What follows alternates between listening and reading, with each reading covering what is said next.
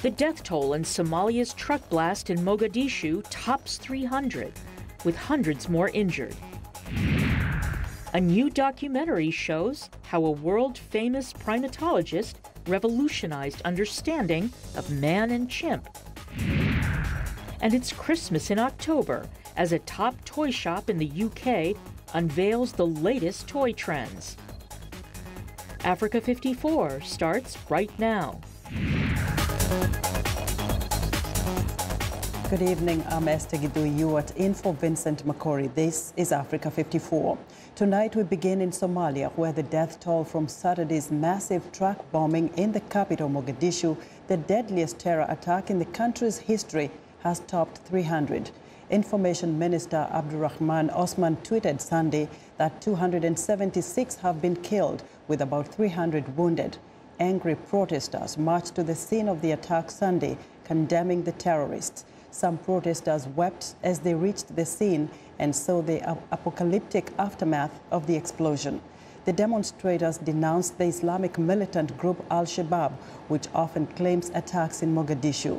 The group has so far stayed silent on Saturday's attack, but the Somali government and terror experts strongly believe the group was responsible. This was a tragic incident, and it's a sign that Al-Shabaab continues to target innocent civilians. The Somali public need to know more than ever of the group's evil plans.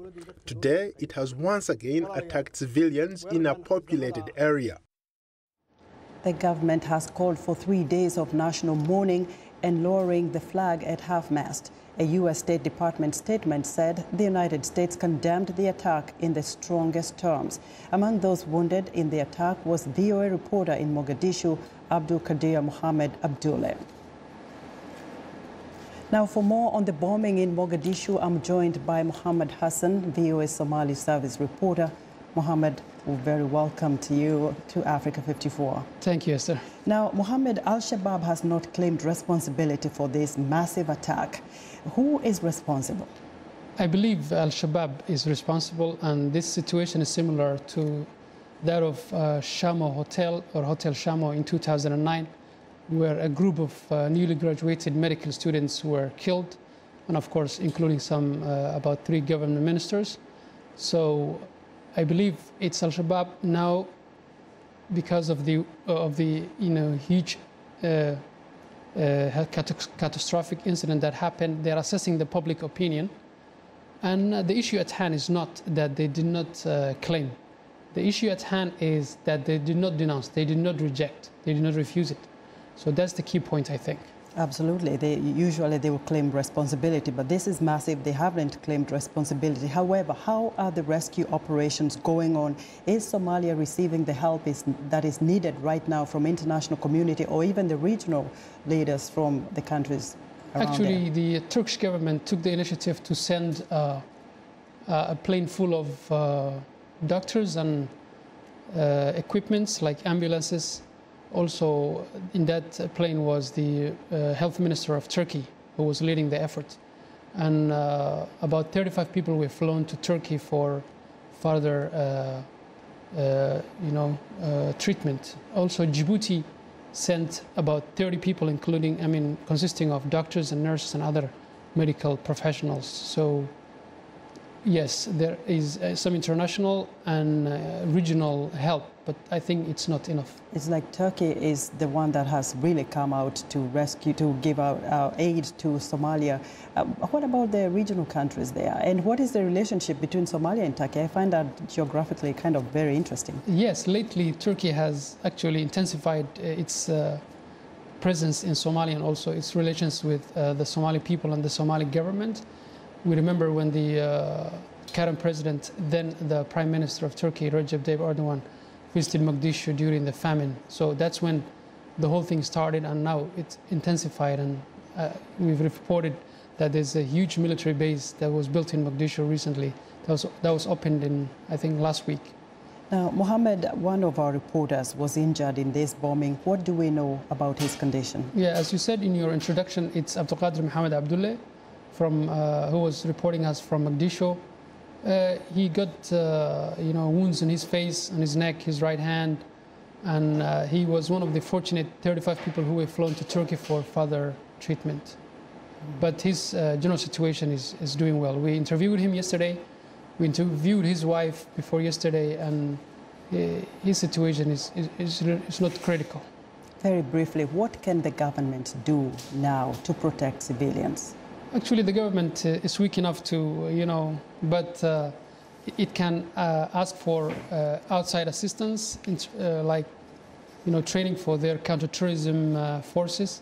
Also, they can, mobilize people and create some neighborhood watch groups where, like people can do, like see something, say something type of the U.S. Because it's the people who are suffering first, so they should be the first to take the initiative to report any suspicious activities they have seen in their neighborhoods. Right, Mohammed, thank you very much for your insight on this. Mohammed Hassan is VOA's Somali service reporter. Liberia's presidential election appears to be headed for a runoff vote. The country's electoral commission says former international footballer George Weah will compete against Vice President Joseph Boakai on November 7th. Mr. George Weah of the CDC has acquired 572,453 votes, and that represents 39.0%. Mr. Joseph Newman Boakai of the Unity Party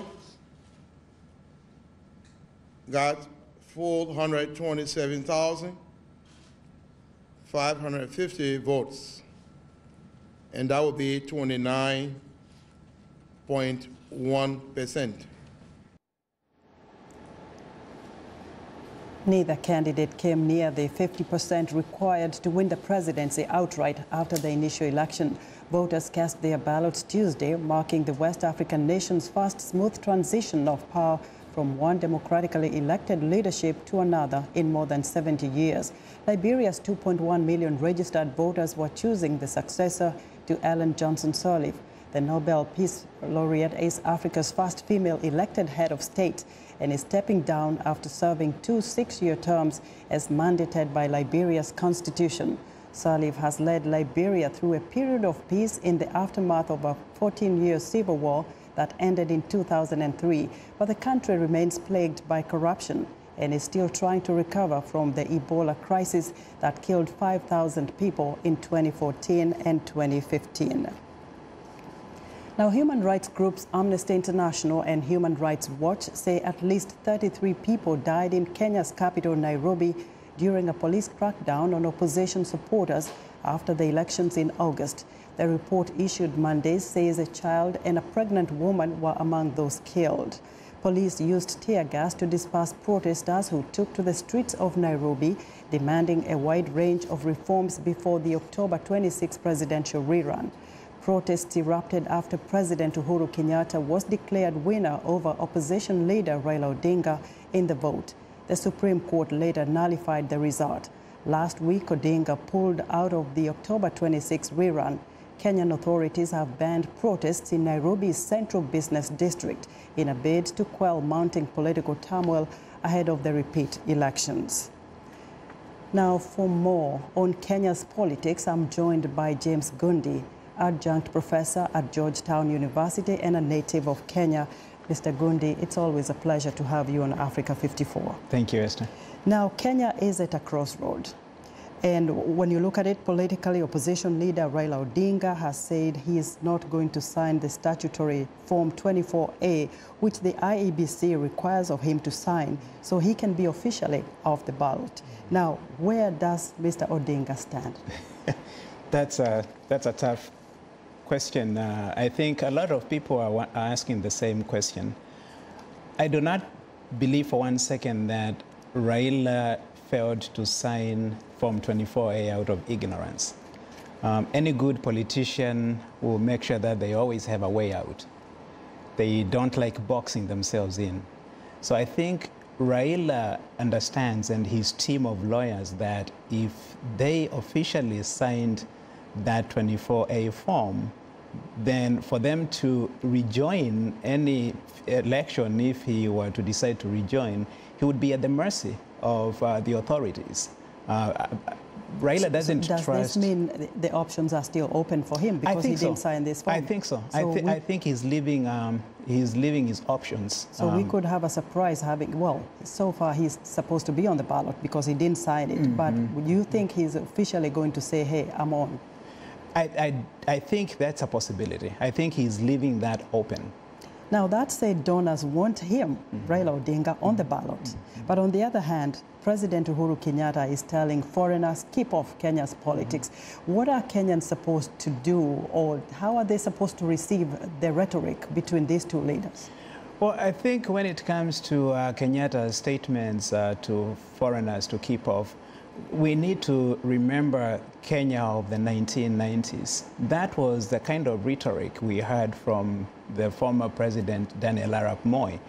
Anytime you hear an African leader tell foreigners to keep off, it's because they are doing something that they don't want to be told not to do.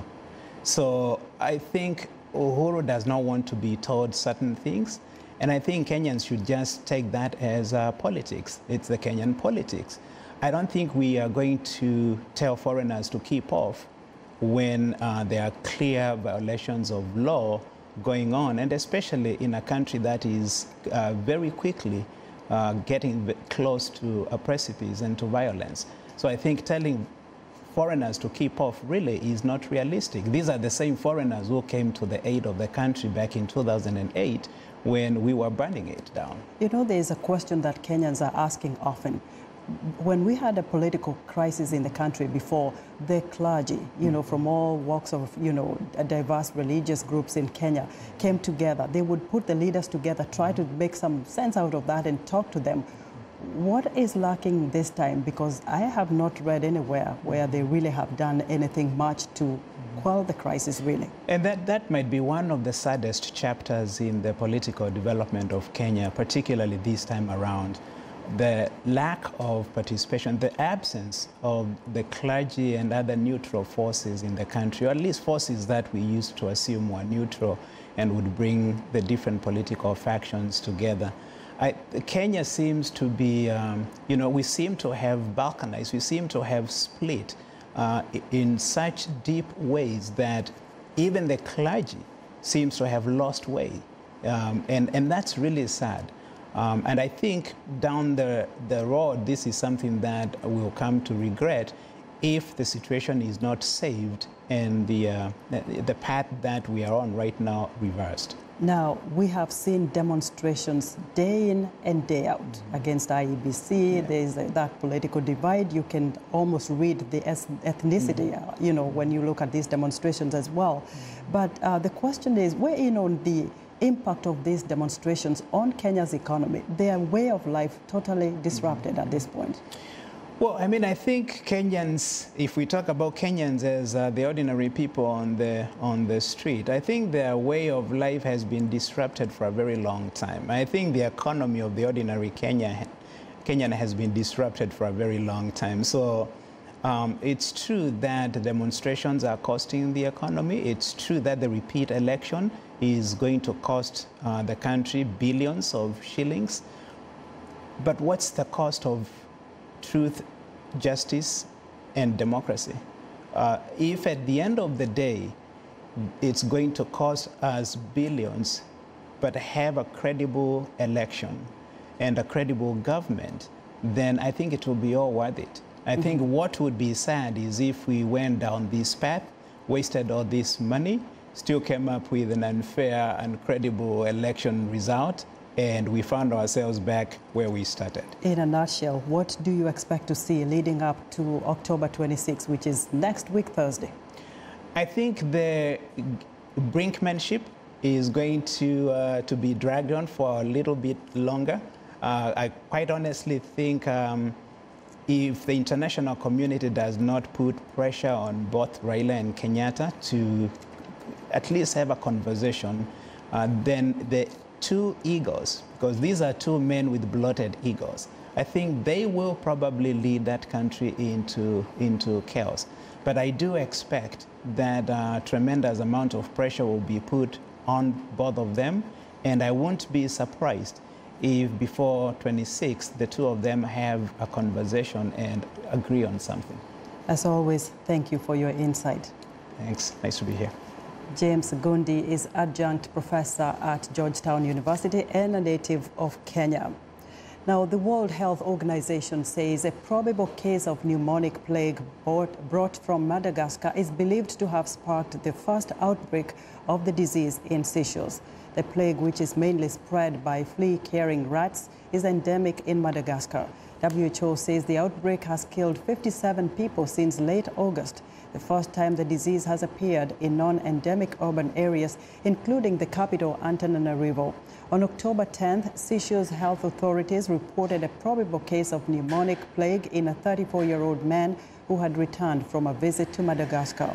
Nearly 70% of cases in Madagascar have been pneumonic plague, which is more dangerous than bubonic plague and can trigger epidemics. The pneumonic form invades the lungs and is treatable with antibiotics. If not treated, it is always fatal and can kill a person within 24 hours. Now we want to know what you think about Africa 54 and the stories we cover. Join the conversation on Facebook.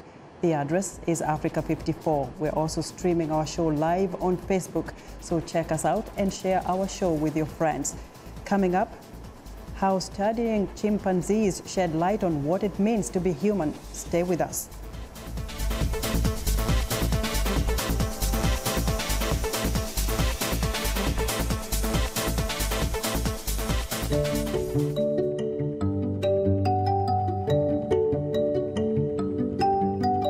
This is a country that I chose to become a citizen.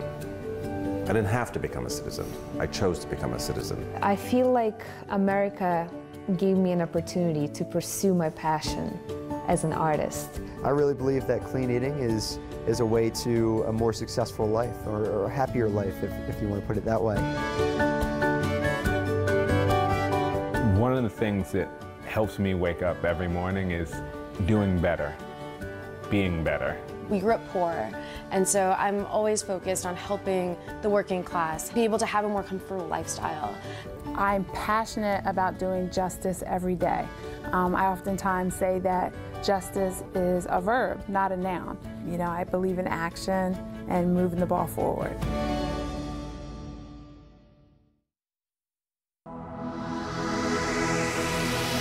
My name's Carla Babb, and I work the Pentagon beat. That access helps me to do better stories. Every day it's my responsibility to collect all of the defense news. It keeps our VOA viewers informed. I get to travel all across the globe. Anything that's defense related and how to protect and keep people safe, that's where I'll go. So it's never a dull moment at the Pentagon. My name is Carla Babb. This is my beat.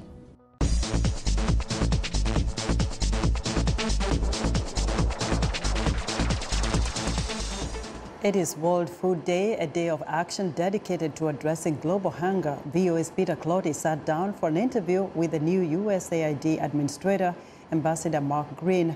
Green, a one-time ambassador to Tanzania, reaffirmed the agency's commitment to improving food security in the Horn of Africa.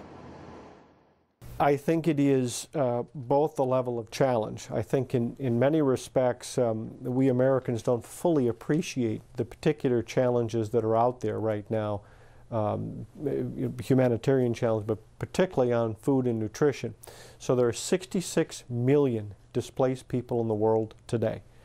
Internally displaced refugees and asylum seekers, 12 million in Africa alone. There are 1.3 million South Sudanese in camps in Uganda. You have children being born in camps. You have children being raised in camps. Providing the nutrition they need to be able to grow up to be productive members of their community, to lead the future, is extraordinarily important. These assistance right now, these investments, they may seem like a lot of money. They're nothing compared to what the need will be if we don't make these investments. So I think at this time it's really important for us to remember that. And the second part to it, we Americans in the business sector, we're actually pretty good at this.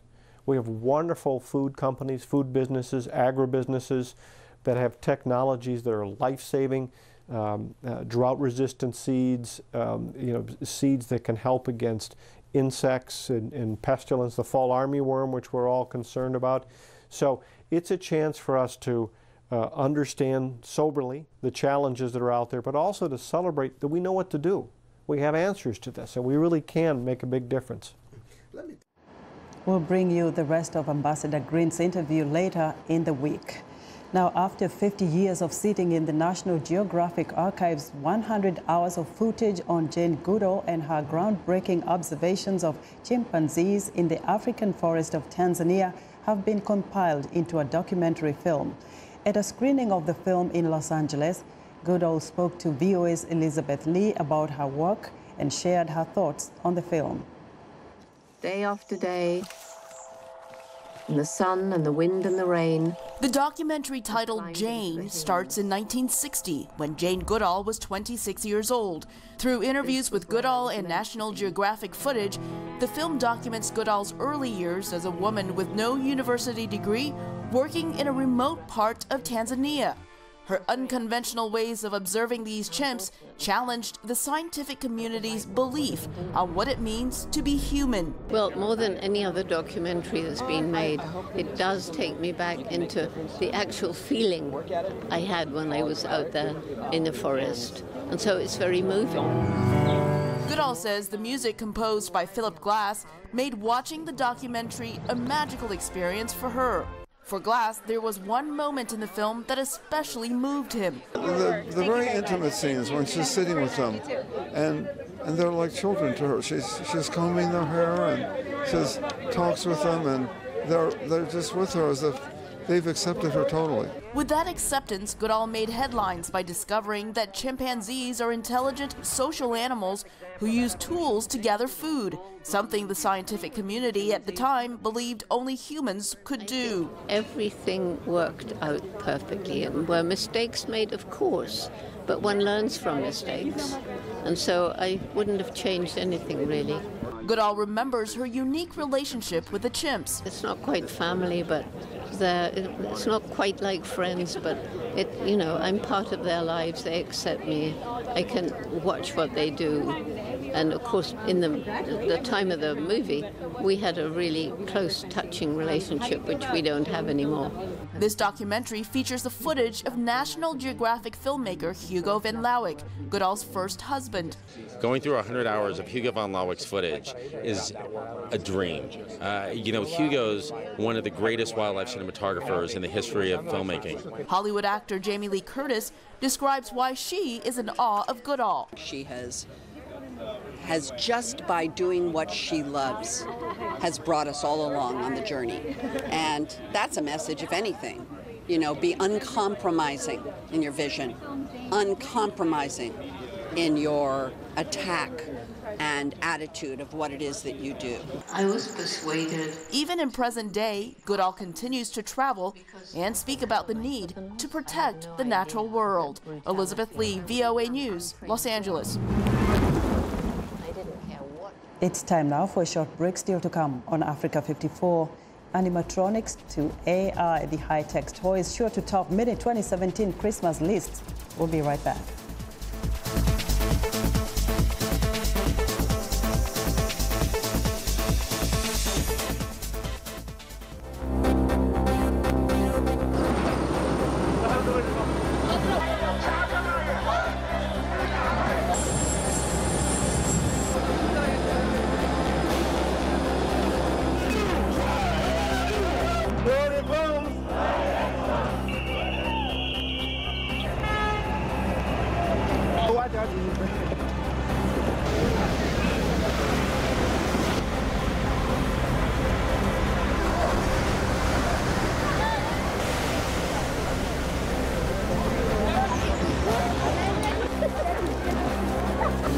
Cuma tahu atau kesalahan itu mungkin dah.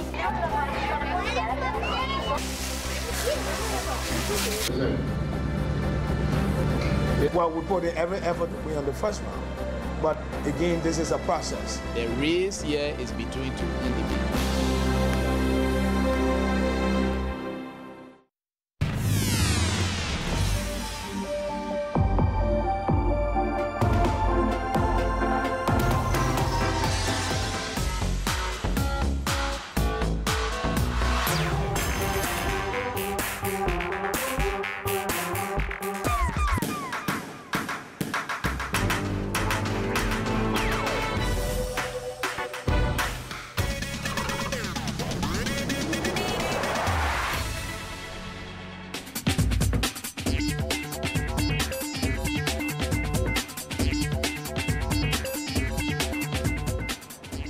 Welcome back to Africa 54. Here's what's trending. Animatronic dolls and artificial intelligence race cars are set to dominate Christmas wish lists this year as toy makers go increasingly high-tech. London toy store Hamleys has unveiled its top picks for the festive season. Top picks includes Bernie, the Lego Boost robot. Users can build and customize the friendly-looking droid and even launch darts from its shoulder-mounted shooter. Another high-tech toy is the lifelike Luva Bella doll, which boasts natural fluid movements and responses. Users can feed her, play with her, and help her fall asleep using 3 interactive accessories. Next up, Venezuela has officially launched a cross-bank mobile payment system to ease the shortages of cash. The new system aims at popularizing the use of electronic money and regulating the use of cash. The new payment system allows people to make payments or do bank transfers by using their mobile phones and identify cards that are linked with banking institutions. Users may download the app for the new system to make payments, shop online, handle banking businesses, recharge, and make remittances. The upper limit of transactions by using mobile phones is 800,000 bolivars per day, or about $240 at the highest official exchange rate. And finally, these students are learning digital skills at a free class in Lagos, Nigeria on computers that others have discarded. Tech for the Street targets students in public schools who don't have access to computers at home. Classes are held in various neighborhoods during school holidays. They learn coding, computer programs, graphic and web design, as well as how to create mobile apps and other skills. Analysts say technological innovation is a quick way to attain lasting economic growth and development. They say it should be exploited further to help Nigeria diversify away from oil. And that's what's trending today. And that's our show for today. Be sure to watch Africa 54 on our website at voaafrica.com. For more news, tune in to VOA's evening radio show, Africa News Tonight, at 1800 UTC. And in the mornings to Daybreak Africa between 0300 and 0600 UTC Monday through Friday. Thanks for watching and good night from Washington.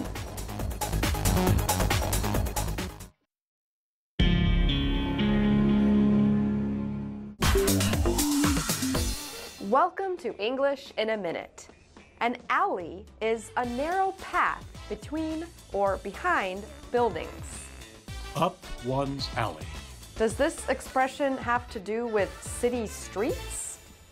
Jonathan, do you have any friends who teach singing? Hello. I am a singer. You are? Oh, awesome. Do you